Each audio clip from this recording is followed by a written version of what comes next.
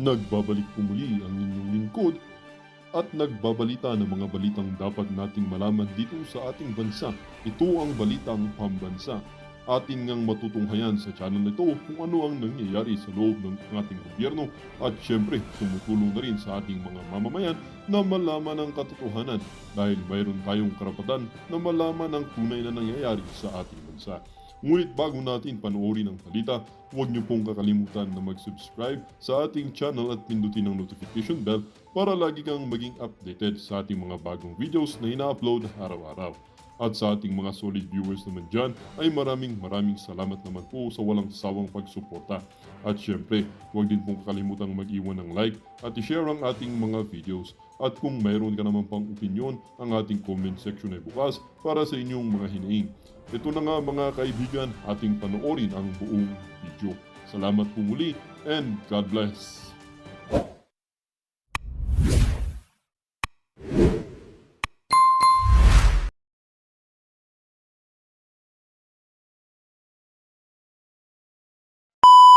Regarding which reads, no portion of the reserve fund or income thereof shall accrue to the general fund of the national government or any of its agencies or instrumentalities, including government-owned or controlled corporation. Yes, Your Honor. Okay. Is this the first time last year? Was it the first time that GOCCs or any government agency for that matter were required to review and reduce their respective reserve funds for the purpose of producing funds to be transferred to the National Treasury? As far as I know, this is the first time, Your Honor. All right. So, would you agree that in so doing, review and reduce their respective reserve funds? Okay. The PhilHealth specifically reopened the closed books.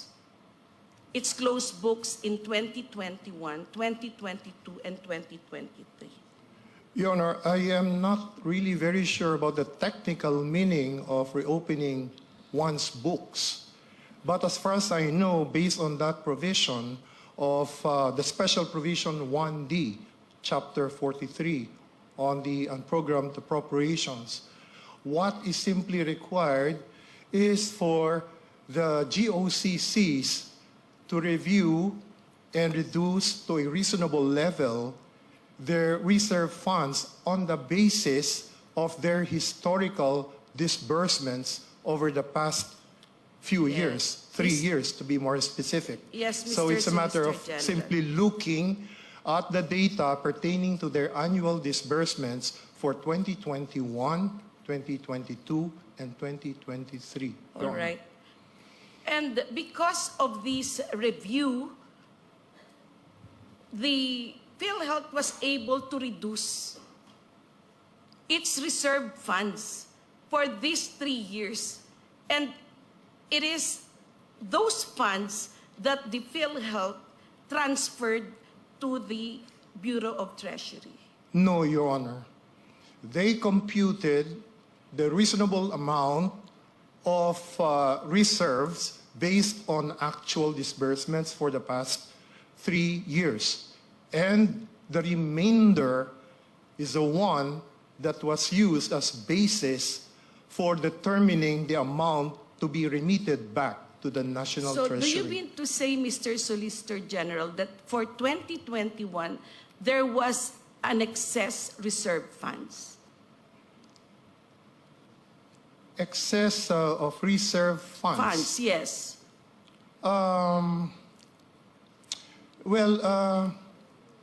I would say that, excess of reserve funds in relation to what, Your Honor? Reserve funds are specifically earmarked to answer or cover payments Yes, of Your the Honor. claims of beneficiaries. And if there is an excess, to fund programs that will ultimately reduce the financial responsibilities of the beneficiaries. And third, if there's still excess in the excess, to invest the same. So, Mr. Solicitor General, in 2021, was there excess reserve funds? Your Honor, if we are going by the definition of reserve fund under Section 11 of the Universal Health Care Act, that reserve fund is determined by the actuarial computation. Yes, Mr. Solicitor General, I have no quarrel with that.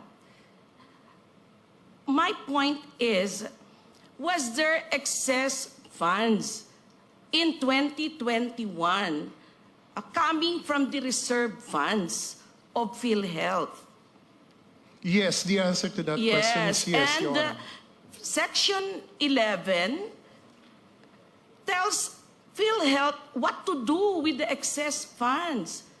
Exactly, Your Honor. Doesn't it? Yes? No, Your Honor, there is no violation because that responsibility on the part of PhilHealth to make use of any excess over the reserve fund for the twin purposes of increasing benefit packages and reducing the contributions from the members is something that can be implemented within the period of 10 years. It's not something that has to be implemented immediately. So in other words, even if we have that special provision 1D, it does not mean that the obligations of PhilHealth to spend the excess over its reserve fund has been abandoned because that is something that can be complied with at some future time. It's At some future time. It's a 10-year period of implementation, Your and Honor. this is the sixth year. Yes, Your Honor. So you have not started with the programs yet. Because according to you, the excess funds may be devoted for other purposes. Because anyway, the timeline is 10 years. No, Your Honor, there is no inconsistency because as we speak, PhilHealth has been increasing its benefit packages even before Special Provision 1D came into effect. And more so after that provision, special provision, was enacted as part of the unprogrammed appropriations. Yes, Mr. We have seen a Solicitor slew of benefit increases over the past several months, Your Honor. Several months, not only. Several months only. But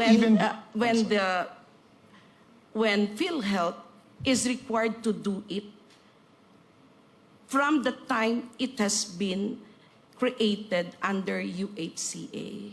That is very true, Your Honor, Yes. but this is a matter which is reserved to the Board of Directors of PhilHealth. Yes. This is a management A thing. management and a business judgment.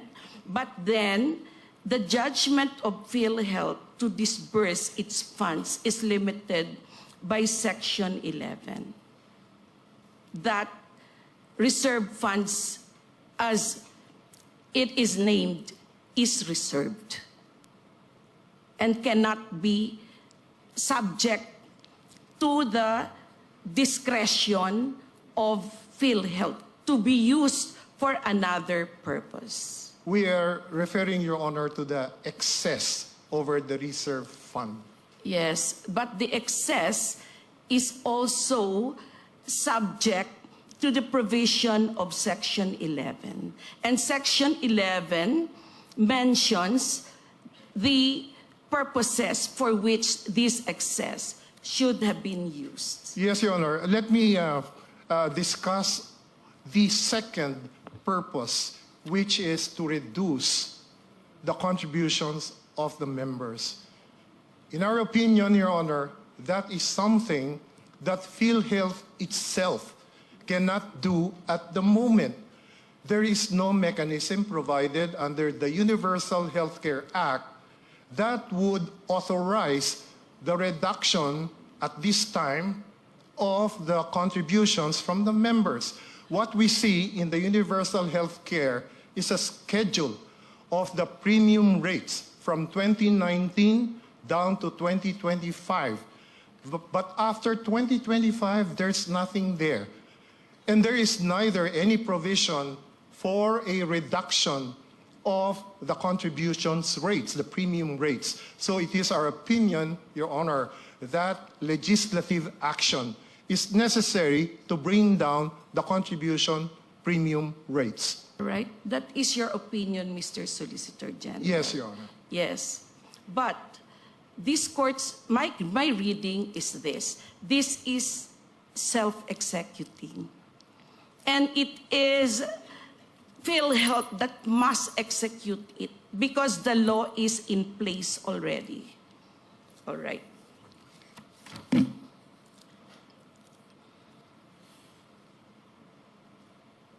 All right. When funding unprogrammed appropriations, how does Congress determine where to get the funds and which appropriations to realign?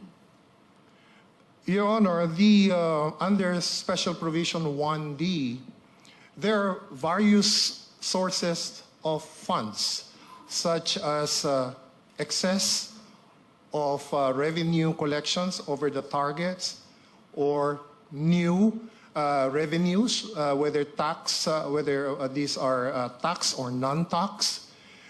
There are foreign loans approved, which might also go into the pool. And finally, this new additional source. And excess reserve funds. Excess... reserve funds. No, it's called as a result, fund balance. Yes, Your Honor.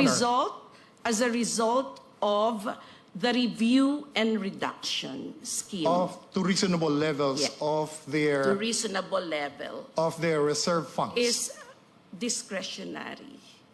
It has no fixed standard.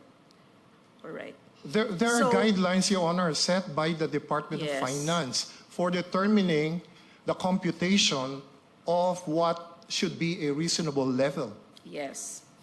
According to the DOF, the funds to be remitted to the National Treasury will finance urgent national projects. In Annex A of your compliance, dated November 8, 2024, pages 1 to 4, the OSG enumerated some of these projects, including routine maintenance of national roads, the Panay-Guimaras-Negros Island Bridges, or the PGN Bridges project, and payment of right-of-way. These are all construction projects, Mr. Solicitor General, correct? Not all of them, Your Honor. All Some right. of them pertain to health projects. No, I'm talking about the routine maintenance of national roads, the PGN Bridges project, and payment of right-of-way, correct? In a sense, they are Yes, routinary, they are. ordinary expenses. They or they expenditures. pertain to construction projects of the government, correct? Infrastructure. Yes. You can call it that, infrastructure projects, all right. With respect to the PGN Bridges project, per DBM's budget of expenditures and source of financing, FY 2024 report, the PGN Bridges project appears to be fully funded by the Export-Import Bank of Korea in the amount of 174.49 billion plus. Is there an urgency to transfer the PhilHealth funds when the project is already fully funded? Your Honor, this is a matter really of delving into the wisdom of the legislature in allocating funds. Yes. So while funding a project that is already fully funded under the category of unprogrammed funds. I didn't quite get the Programs. question, Yes. Your Honor. Pardon me. Yes. Export-Import Bank of Korea has loaned the Philippines 174.49 billion plus. Is there an urgency to transfer the PhilHealth funds when the project is already fully funded? Your Honor, I think one consideration by the Congress in doing so is a determination of when a project is already implementable. So if a project that has already been identified and sufficiently funded is considered to be non-implementable for the given fiscal year, then I think it is the decision of the Congress in the exercise of its policy or wisdom, so to speak, to move it to the unprogrammed appropriations in the meantime. Yes, all right. So, has the government moved this amount to the unprogrammed funds of the government? There are so... This I'm sorry, Your Honor. Export-Import Bank of Korea loan, has the government moved it to unprogrammed funds? We will have to check on Yes, that. Whether please check on that. Yes, whether that has been actually transferred only or removed altogether. Yes. Because there were certain removals made by the Congress in the proposed infrastructure or other projects How of the can government. the government have removed this when it is a loan specifically for that purpose? It is something that can be deferred, Your Honor, even Yes, if it's what funded. is the reason for deferring it? Your Honor, I cannot speculate on the Correct. reasons of the I go congressman. now, yes, to my next question. Has the government spent even a single centavo from that loan, considering that the project has not even started?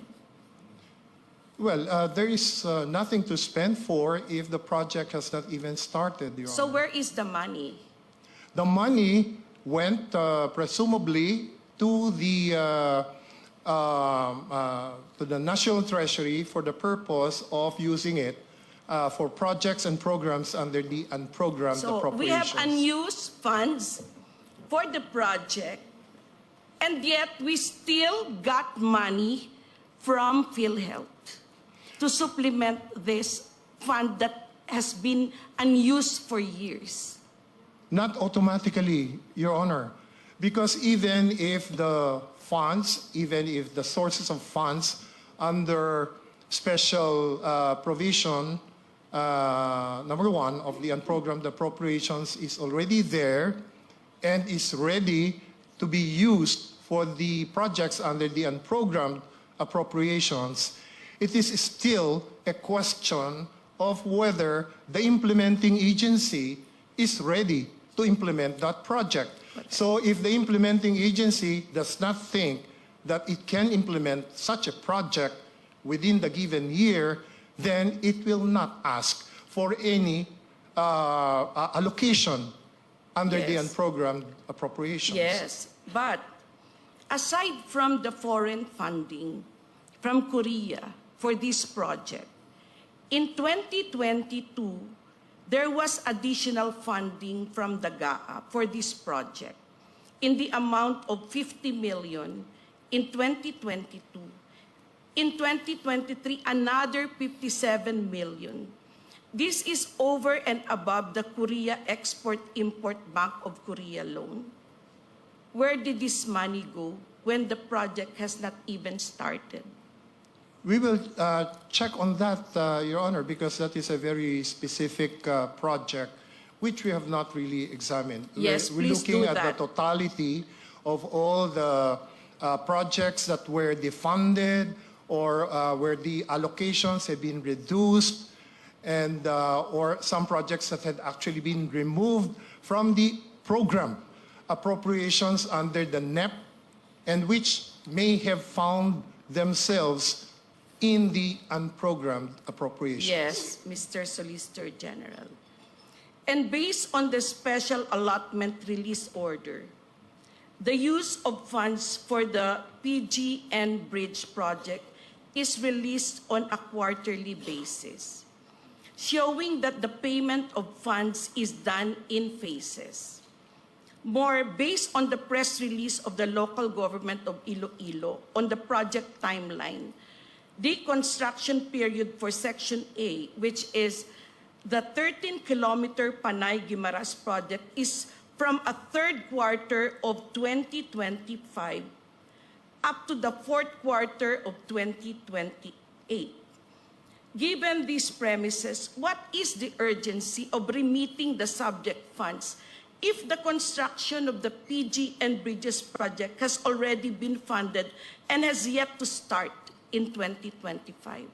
Your Honor, the urgency is on the use of these available funds for all the projects listed under the unprogrammed appropriations.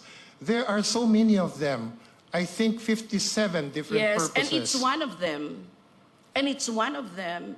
And it shows that it has had multiple fundings. All right. On maintenance of national roads, which national roads are we referring to? Your Honor, we can refer to the SARO released by the Department of Budget and Management to determine which particular projects had already availed themselves of funding from the provisions of special So there are no provision. specific national roads that are covered by the unprogrammed funds. Your Honor, what is stated under the unprogrammed appropriations are purposes. Purposes, not specific particular project. Correct. Now, it depends on the implementing agency to determine which specific road project it wants to be implemented using the funds available from Special Provision 1B. Yes, thank you for that, Mr. Solicitor General. In the 2024 GAA, there is already an appropriation for the maintenance of national roads under its special road fund of 15 million, 1.6 billion under maintenance, repair, and rehabilitation of infrastructure facilities and other related activities, routing maintenance of national roads, and 463 million under maintenance, repair, and rehabilitation of infrastructure facilities and other related activities, routing maintenance of national bridges, all under the DPWH budget. More, per DPWH Department Order Number 32 Series of 2020, the road fund shall be remitted to the National Treasury and earmarked for the construction, upgrading, repair, and rehabilitation of roads, bridges, and road drainage. Perhaps each one of us pays the road tax each time we renew our licenses or we register our cars. Considering all these fundings, why is there a need to get additional funds from PhilHealth for the same road maintenance under the category of unprogrammed appropriations? Your Honor, as I have explained earlier, during the deliberations of the budget, on the budget by the Congress, they determine whether some or a few or several of the projects identified by the proponent agency are something that can be implemented within the given fiscal year. So I cannot speculate, but I can only think of the reason that they may remove some of these specific projects identified in their belief that they cannot be implemented anyway or can wait until some future time, and therefore they remove them from the programmed appropriations. Programmed appropriations, what I understand is this. there are already program appropriations. But in addition, unprogrammed funds were also sourced out from GOCCs. PhilHealth is one of them. So here's maintenance for roads, national roads, that carry both programmed funds and unprogrammed funds. All right. Now, let's go to the payment of right-of-way. Of course, as Solicitor General, you wouldn't know how many properties the government is projecting to pay for, right? Yes, Your Honor. But under the 2024 GAA, DPWH was granted 2.5 billion for payment of right-of-way. So why is there a need to tap PhilHealth funds for payment of right-of-way? Your Honor, let me just clarify that we are not referring solely to PhilHealth funds. I mean, the remainder of... Correct. We are referring to a pool Yes, of funds. I'm aware of that, Mr. Solicitor General. But it is a fact that money was taken, billions, in fact, 89 billion, although a little was restrained by the government, by the Supreme Court. So that's the fact, that billions of pesos were taken from the reserve funds of PhilHealth. What?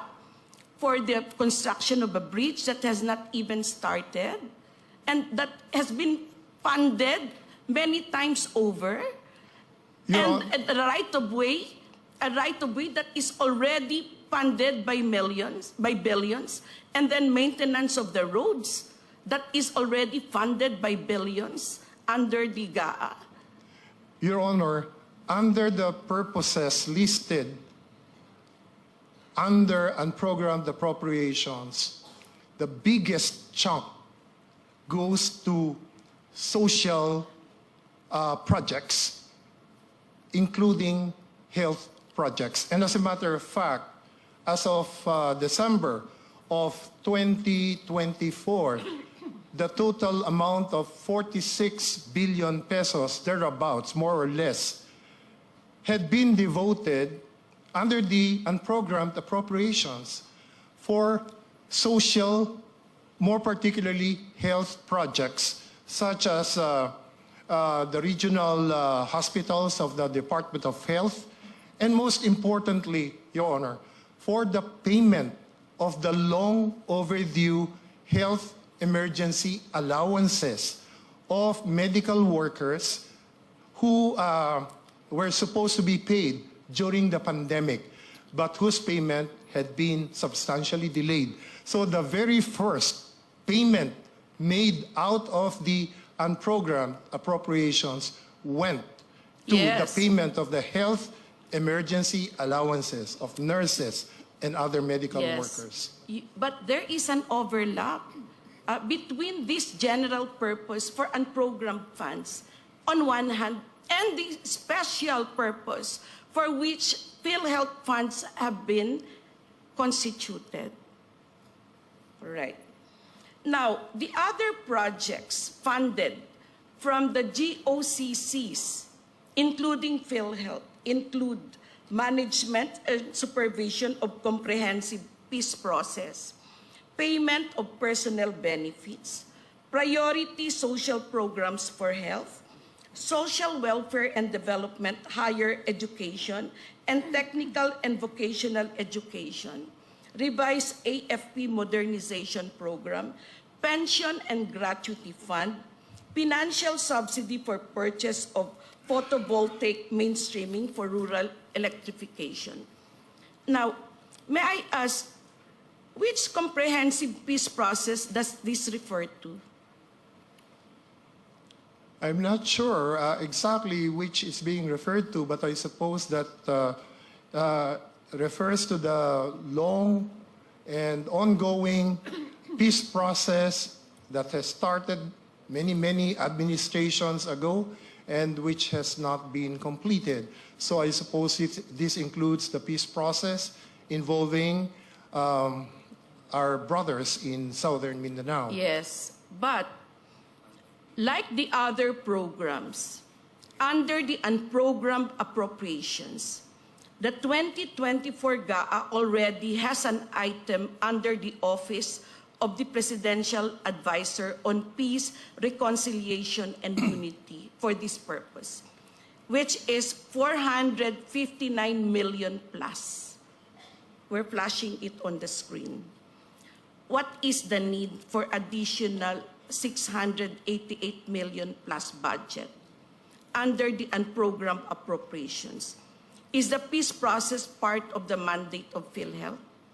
Again, Your Honor, I cannot speculate why Congress put such a project under the unprogrammed appropriations. Precisely, we are here, okay, Yes, Your Honor, but to evaluate whether the assignment of this item, the inclusion, is proper. Is it valid? Is it constitutional? Your Honor, it's just a list. The matter of actual availment will have to be determined by the implementing Yes, agency. but because of that list, 89 billion funds of the PhilHealth,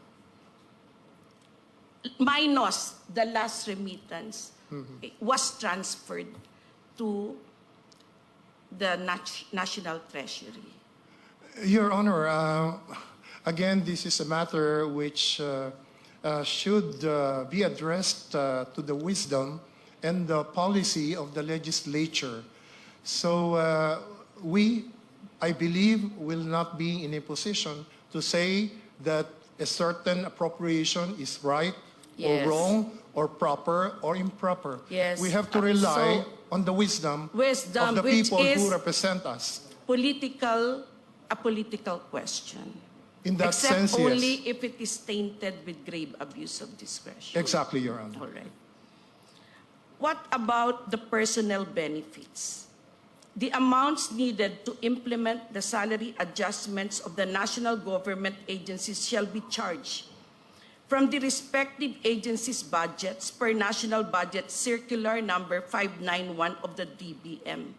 Why is this item charged against PhilHealth and categorized as unprogrammed? There is an existing appropriation for that under the program appropriations, Your Yes. Honor.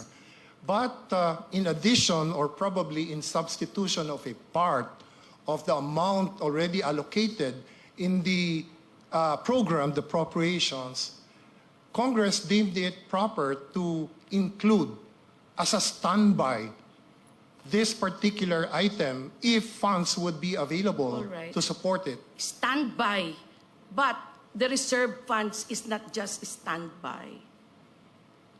All right. Now,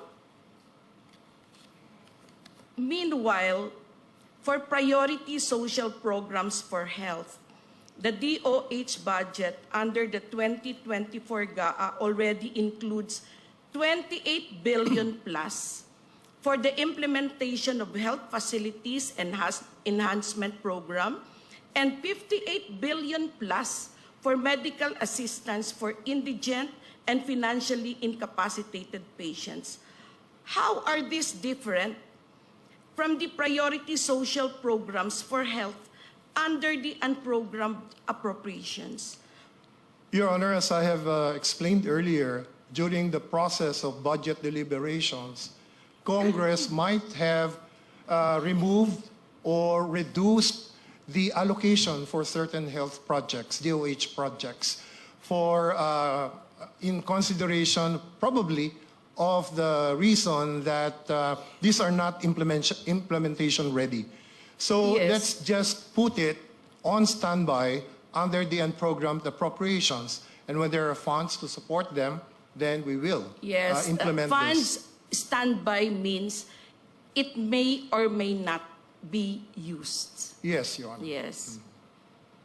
But the reserve funds will always be used because people get sick and they need funds for their medicines, hospital expenses. And the hospitals and doctors also have to receive the reimbursement for their expenses. Otherwise, the quality of service to our Filipino people will suffer.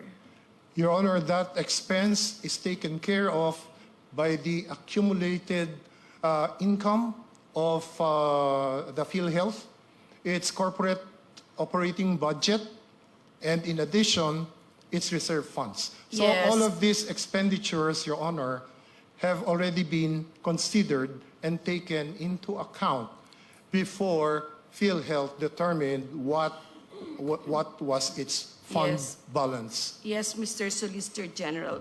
But the DOF circular specifically mentions reserve funds. Fund balance, Your Honor, not reserve fund. That is what you use later. But what is in the circular itself? Fund balance, Okay. not reserve fund. Yes, fund balance, reserve funds. We can call it another name. Yeah, but it is our Yes. position that they are different concepts, Your Honor. Fund balance from where? From the accumulated benefits. No, fund balance we're speaking in terms of the general application of DOF Circular 003-2024. That circular does not refer only to PhilHealth, Yes. but to all GOCCs. Correct. But we're talking here how it affected PhilHealth. In the case of PhilHealth, Your Honor, there was this directive by the Congress in the exercise of its legislative powers and its power to appropriate to review and reduce PhilHealth's reserve fund on the basis of its historical Correct. expenses. So we're speaking the of reserve remainder- funds. We're speaking of reserve funds. Yes, Your Honor. Yes. But it's the remainder. The remainder ones- of the reserve funds. Then we go back to Section 11. All right. Anyway, thank you for that. My last question is this. For the AFP modernization program, based on research, 25 billion was allotted for this under the 2020 GAA, 27 billion under the 2021 GAA, 29 billion and 50 million under the 2022 GAA, but no similar item under the 2023 and 2024 GAAs. Yet, Republic Act number 10349 extended the AFP modernization program for another 15 years. That is until 2027. In short, this expense is predictable. So why was it placed under the unprogrammed appropriations in 2023 and 2024 GAA?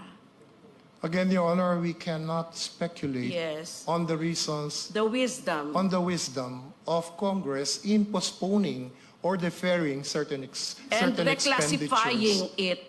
reclassifying these funds, though predictable, from programmed to unprogrammed. All right.